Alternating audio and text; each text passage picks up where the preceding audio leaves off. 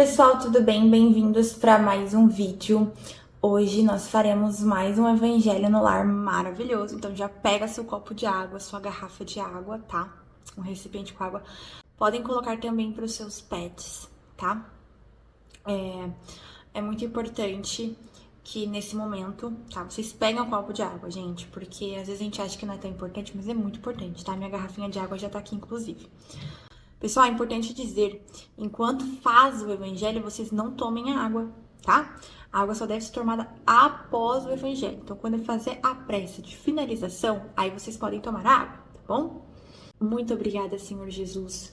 Muito obrigada, Deus. Muito obrigada a todos os bons espíritos por essa oportunidade maravilhosa de fazer o evangelho.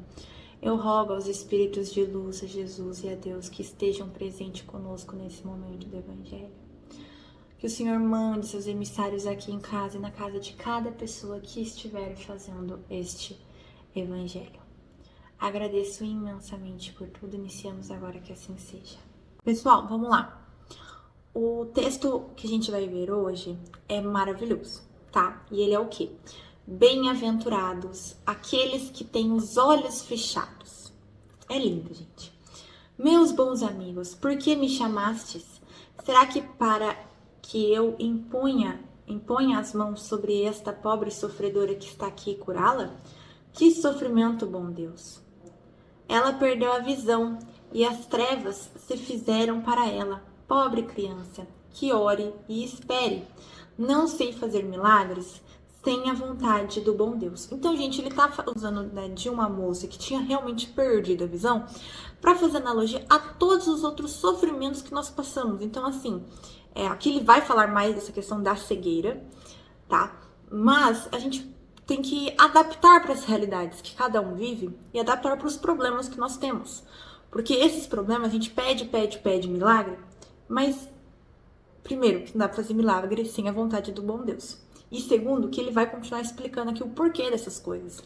O porquê que às vezes é melhor a gente estar passando por esse problema. Porque no momento que a gente vive as situações, eu mesmo, gente, esse texto foi muito pra mim hoje.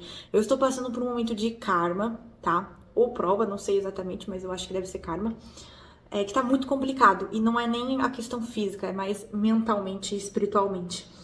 Só que, depois desse evangelho, eu percebi que às vezes eu tô reclamando, mas se eu não tivesse passando por esse problema, eu estaria pior. Porque esse problema ele é necessário para a minha evolução. Porque se não fosse necessário, eu também não estaria passando. Vocês entendem? Quando você coloca a inteligência e a justiça de Deus à frente do que você pensa, do que você supõe, do que você acha, primeiro que você fica mais leve. E segundo que você compreende melhor. E aí ele continua aqui, ó. Em vossas aflições, portanto, olhai sempre o céu e dizei do fundo de vosso coração: meu Pai, curai-me, mas fazei com que a minha alma doente seja curada antes das enfermidades de meu corpo. Que minha carne seja castigada se for preciso, para que minha alma se eleve até vós com a brancura que tinha quando a criastes. Após esta prece, meus bons amigos, que o bom Deus sempre ouvirá, a força e a coragem vos serão dadas, e talvez também a cura que pedistes, apenas timidamente como recompensa ao vosso devotamento. Mais uma vez que estou aqui em uma assembleia onde se trata acima de tudo de estudos, eu vos direis: aqueles que estão privados da visão deveriam considerar-se como os bem-aventurados da expiação.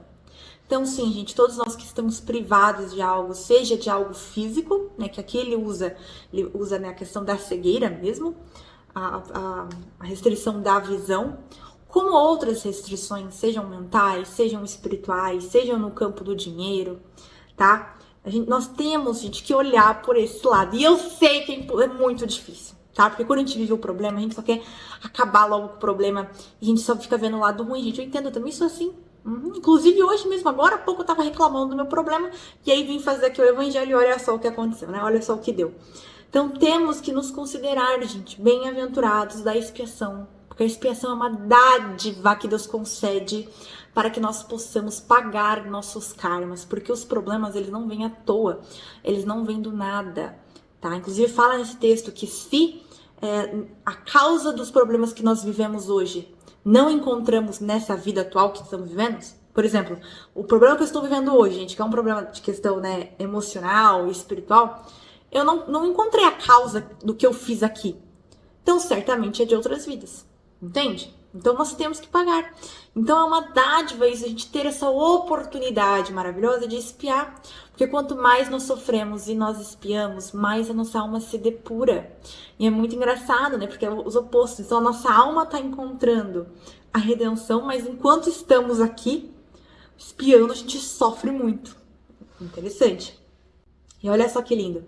Lembrai-vos de que o Cristo disse que seria preciso arrancar vosso olho se ele fosse mau, e que mais valeria lançá-lo ao fogo do que ser causa de vossa perdição. Quantos há em vossa terra que amaldiçoarão um dia nas trevas, terem visto a luz? Como são felizes os que na expiação são atingidos na vista. Seu olho não será de modo algum motivo de escândalo e de queda. Podem viver inteiramente as vidas das almas. Podem ver mais do que vós que vedes claramente. Quando Deus me permite abrir as pálpebras de alguns desses pobres sofredores e lhes devolver a visão, digo a mim mesmo, alma querida, por que tu não conheces todas as delícias do Espírito que vive na meditação e de amor?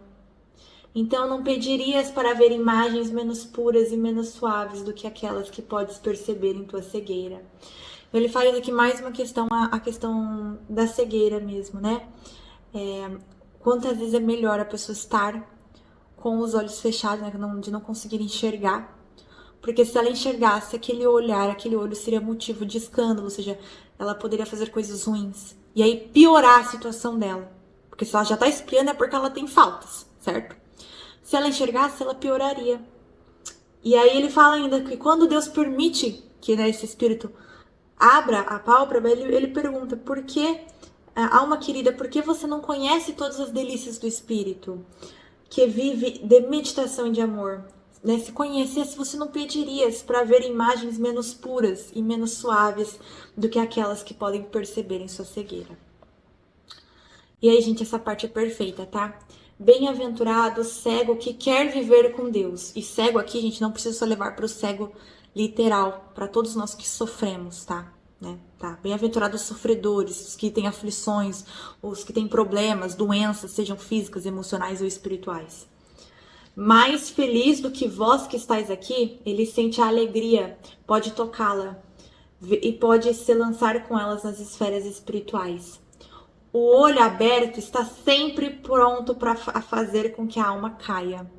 Então, gente, muitas vezes se a gente não tivesse certos problemas que nós tivemos ou que temos hoje, nós causaríamos mais problemas. Nós faríamos coisas piores. Ou seja, pioraria a nossa situação ao invés de melhorar. Tá? E ele fala que acreditar em mim, meus bons e caros amigos, a cegueira dos olhos é muitas vezes a verdadeira luz do coração, enquanto a visão é frequentemente o anjo tenebroso que conduz à morte. Tá? E essa parte, gente, é maravilhosa. E agora algumas palavras para ti, minha pobre sofredora.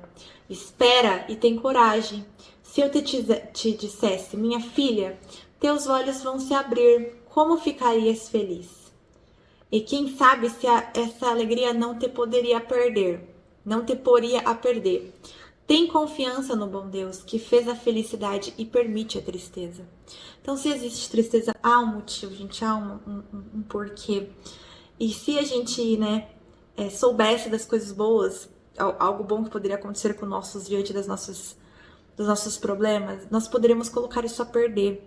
Então eu mesma, a gente vive me questionando das coisas que vão acontecer no futuro, mas eu entendo porque, né, baseada nesse texto e nas outras reflexões que eu faço, eu entendo porque que eu não posso saber, né? Porque às vezes sabendo a gente colocaria a perder. E hoje mesmo eu parei para pensar numa hora que, como sempre, eu posso pensar em todas as hipóteses possíveis de algo que vai acontecer para mim, mas sempre vai acontecer algo completamente diferente e assim, que mesmo eu pensando em todas as possibilidades, eu não pensaria nessa situação. Porque é assim que a espiritualidade age, gente. A gente não precisa saber. Por isso que quanto mais vivermos o presente, mais felizes nós somos, tá? E eu constatei isso esses tempos atrás, que eu estava num momento de focar muito no presente e eu senti uma paz muito maior do que quando eu fico muito ansiosa com o futuro, preocupada. Se você vive o dia de hoje e apenas o dia de hoje, claro, com planejamentos, mas assim, vivendo o dia de hoje, a sua vida fica muito mais em paz, gente. Então, assim, fica a dica aí pra vocês. Eu sei que é difícil, né? Mas é bom a gente tentar. E aí, a gente, no finalzinho aqui, nessa nota, ele só fala, né, que é das aflições, que eu já tinha falado, comentado com vocês. Se vocês não encontram o motivo das aflições, né, que vocês estão passando nessa vida atual, é porque são expiações. E vamos ter que pagar, gente, mais cedo ou mais tarde. E se Deus está permitindo pagarmos, nós temos que agradecer. E detalhe, a gente nem paga tudo, tá, pessoal? Porque assim, Deus é tão misericordioso, é tão bom, que as coisas que fizemos, ele dá, vamos dizer assim, um desconto. A gente não paga tudo, a gente paga uma parte. E aí a gente vem e expia. Então imagine se a gente pagasse todo o mal que a gente fez. Já estamos capengando com esses sofrimentos que vivemos aqui. E imagine se a gente pagasse tudo que fizemos de mal. Gente. Então, assim, vamos buscar ser pessoas melhores, não ficar acarretando mais karmas, mais expiações. E pagar, né? Passar por esses sofrimentos da melhor maneira possível. Vou fazer a prece de encerramento e aí vocês podem tomar a água de vocês. Muito obrigada, Senhor Jesus. Muito obrigada, Deus. Muito obrigada a todos os bons espíritos por essa oportunidade maravilhosa de fazer o Evangelho. Agradeço imensamente por tudo, que assim seja. Até amanhã. Um beijo. Tchau.